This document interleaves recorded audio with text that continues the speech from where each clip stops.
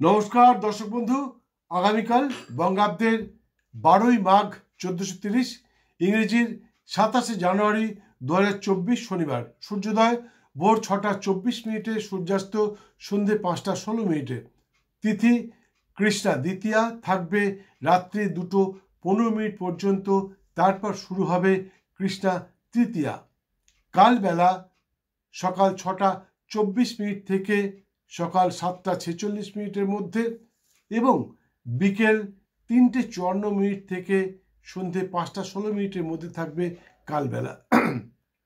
বারবেলা দুপুর 1টা 11 মিনিট থেকে দুপুর 2টো 33 মিনিটের মধ্যে থাকবে বারবেলা এবং কাল রাত্রি সন্ধে 5টা 16 মিনিট থেকে সন্ধে 6টা 54 মিনিটের মধ্যে, সেই সঙ্গে রাত্রি 4টে 46 মিনিট থেকে শেষ রাত্রি 6টা 24 মিনিটের মধ্যে থাকবে কাল রাত্রি। আগামীকাল সূর্যোদয় থেকে রাত্রি 2টো 15 মিনিট পর্যন্ত যোগিনী থাকবেন উত্তর দিকে, তারপর চলে যাবেন অগ্নিকোণে। আগামীকাল যারা শুভ কর্মানুষ্ঠান করতে চান তাদের উদ্দেশ্যে বলছি, আগামীকাল সন্ধে 7টা 4 মিনিট থেকে রাত্রি 10টা 56 মিনিটের মধ্যে সিংহ ও কন্যা লগ্নে, সেই সঙ্গে রাত্রি 3টে 26 মিনিট থেকে রাত্রি 4টে 46 মিনিটের মধ্যে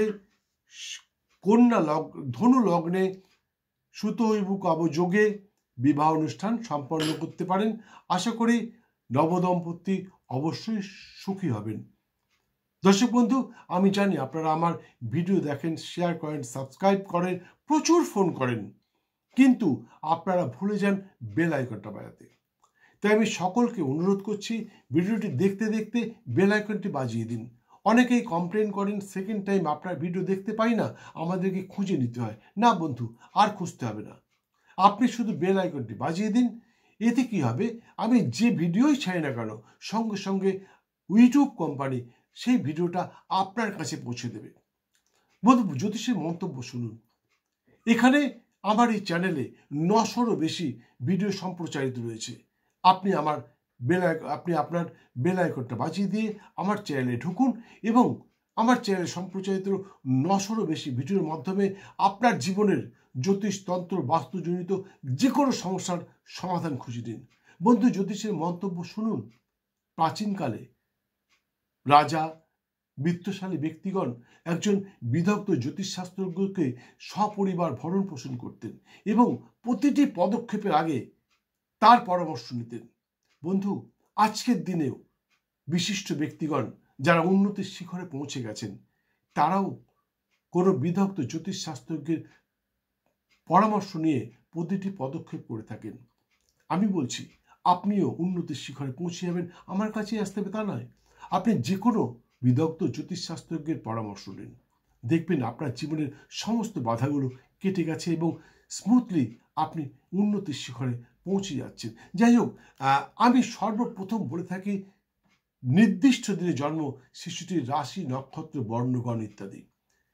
যারা দেখছেন তারা তো এক্ষুনি জানতে পারবেন আগামীকাল জন্ম শিশুটির কি রাশি, কি নক্ষত্র, কি বর্ণ, কি গণ হবে।